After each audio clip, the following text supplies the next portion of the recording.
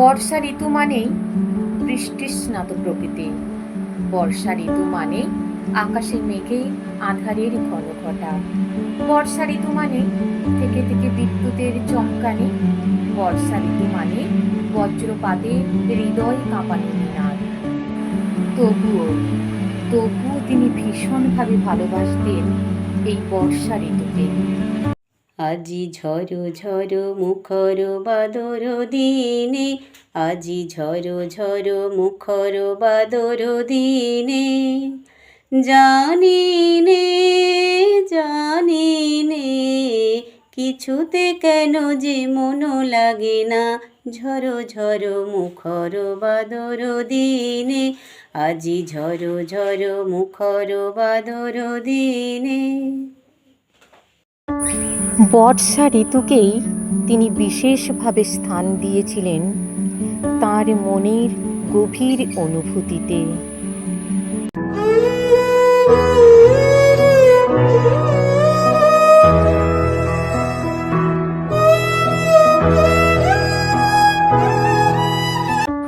যদিও তিনি প্রতিটি ঋতুকেই সমানভাবে ভালোবাসতেন, তবুও বর্ষা ঋতুকে তিনি একটু অন্যরকমভাবে ভালোবাসতেন। আমরা তার অসীম সৃষ্টিশীলতার মধ্য দিয়েই দেখেছি তিনি বর্ষা ঋতুকে হৃদয় বিদারক, বিরহ ও বিচ্ছেদের ঋতু হিসেবেই দেখতেন। তার এই অভিব্যক্তি আমরা বারবার খুঁজে পেয়েছি তার অসীম সৃষ্টির মাঝে। আমার নিশীথ রাতের বাদল ধারা, আমার নিশীথ রাতের বাদল ধারা, এসো হে গোপনে আমার স্বপ্ন লোকের দিশাহারা। নিশীথ রাতের বাদল ধারা, আমার নিশীথ রাতের বাদল ধারা।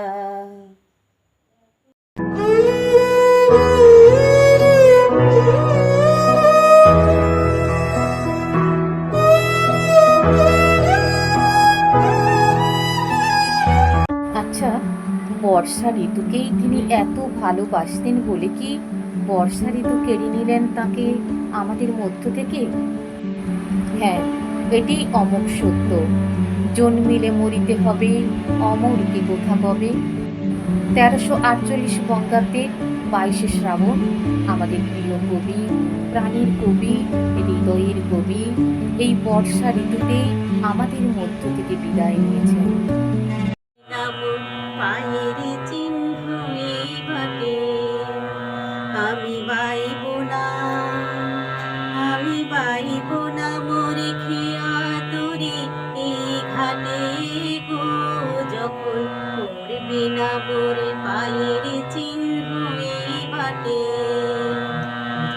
চুকিয়ে দেব বেচা কিনা মিটিয়ে দেব গো, মিটিয়ে দেব দেনা দেনা বন্ধ হবে আনা গোনা ঘাটে। তখন আমায় নাই বা মনে রাখবে, তারার পানে চেয়ে নাই বা আমায় রাখবে। যখন পড়বে না মোর পায়ের চিহ্ন এই ঘাটে।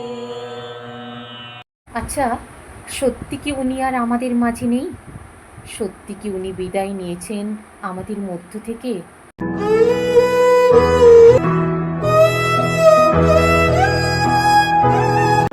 না, উনি এখনো সর্বদা বিরাজমান ওনার সৃষ্টিশীলতার মধ্য দিয়ে আমাদের হৃদয় মাঝে অতি নীরবে। তুমি রবে নীরবে হৃদয়ে মম, তুমি রবে নীরবে